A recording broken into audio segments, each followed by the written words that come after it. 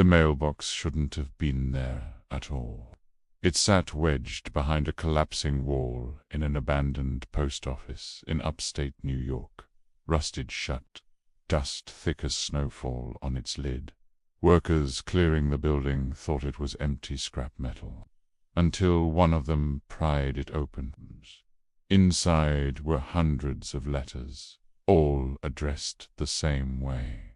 Dear Santa, Christmas, 1943.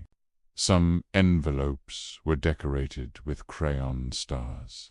Others were stained by time, and each one carried the same hope.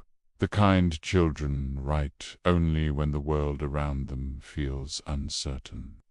This is the story of the Santa letters that war tried to forget. The handwriting inside those envelopes was small, wobbly, and heartbreakingly earnest. One letter read, "Dear Santa, I don't need toys this year. Please bring Daddy home. Mummy says he's in Italy fighting bad men." Another said, "Santa, is there enough sugar for candy canes? If there isn't, that's okay. I like oranges too." And then, "Dear Santa, can you send my brother warm socks? The army forgot to give him some. He says it's cold in the camps." In 1943, the world was rationing everything: sugar, tin, rubber, even wrapping paper. Children decorated their Christmas trees with handmade strings of popcorn and paper loops. Store shelves were bare. Fathers were gone. Older siblings served overseas. Entire neighborhoods practiced blackouts at night. Yet the letters in this forgotten mailbox weren't grim. They were full of stubborn hope, the kind only kids can produce during dark years. They asked for sweaters, crayons, small wooden toys, new mittens, a bike if metal is allowed. Many asked for peace. Some asked Santa to tell the president to end the war. One little girl, writing in green pencil, asked, "Santa, please bring my mum something happy. She cries when she thinks I'm asleep." These weren't just wish lists. They were wartime diaries. Most people today don't know that letters to Santa have a long history in the U.S. Postal Service.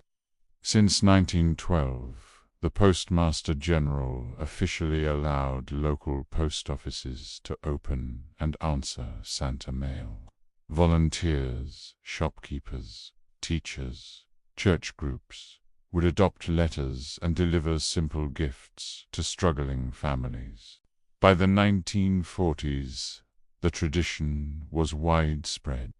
Some towns even had special Santa clerks who sorted letters separately. But 1943 was different. The war strained the postal system to its limit. 6 million American men were deployed overseas. Factories ran day and night. Paper was rationed. Envelopes were reused. Yet children still wrote. They always wrote. Postmasters in many cities, Chicago, Boston, Los Angeles, started unofficial networks of volunteers. Some soldiers overseas even answered letters themselves, writing back on military stationery. One officer with the U.S. Army Air Forces replied, "I am not the real Santa, but I am one of his helpers. Your father is brave, and he is thinking of you every day." Imagine being a child and receiving that. The mailbox, discovered decades later, likely belonged to one of these local operations, a small-town Santa program run by postal clerks and volunteers who planned to deliver gifts, but perhaps couldn't finish before the office closed or changed leadership. So the letters remained sealed, untouched, unread for 80 years. During World War II, Eleanor Roosevelt became a powerful voice for children left behind by the conflict. She championed gift drives, wrote about lonely families in her newspaper column My Day, and encouraged Americans to donate toys and clothes. She even helped organize holiday parcels for children of servicemen stationed abroad. When the First Lady spoke, the nation listened.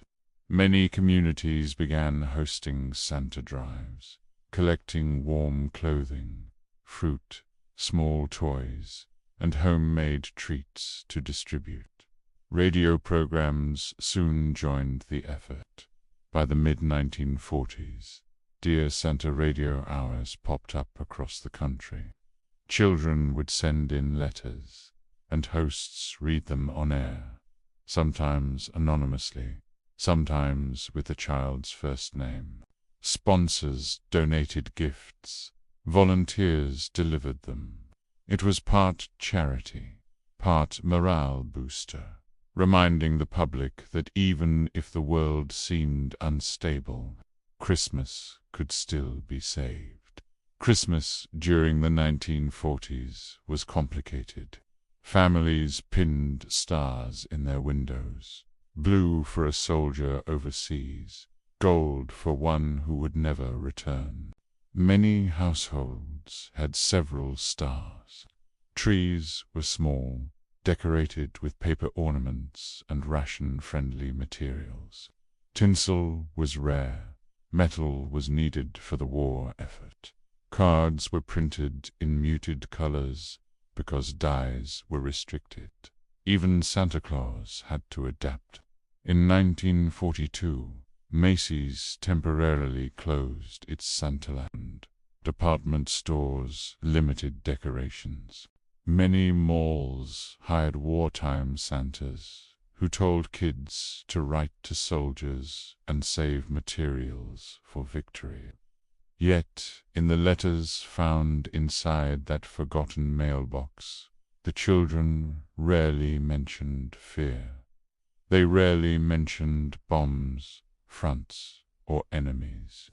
Instead, they wrote about a dad far away, a brother who hadn't written back, a neighbor who never came home, a mother trying her best. Children asked Santa for things that grown-ups couldn't give them, at least not yet. The truth is simple. Small-town post offices were chaotic during the war. Employees were drafted, substitutes filled in. Some buildings closed abruptly. Letters got misplaced. Files moved. Processes changed. If this local Santa program ended early, or the volunteers never returned, the mailbox might be stayed sealed until the day the building fell apart. Ironically, this accident preserved history. Inside the envelopes were not just letters to Santa, but snapshots of human hearts during the hardest Christmases of the 20th century. When historians examined the mailbox in 2022, they didn't just read the letters. They listened, because every voice inside that rusted box spoke of the same thing, the belief that better days were coming. Children in 1943 didn't know when the war would end. They only knew what they hoped for, and so they wrote, "Dear Santa, bring Daddy home. Dear Santa, bring candy for my sister. Dear Santa, please make the lights come back on. Dear Santa, I hope you aren't scared of the dark too." 80 years later, those small voices still echo. They remind us that even in wartime, even when the world shook, children reached out in the only way they could. They wrote to Santa, and hope delivered the mail.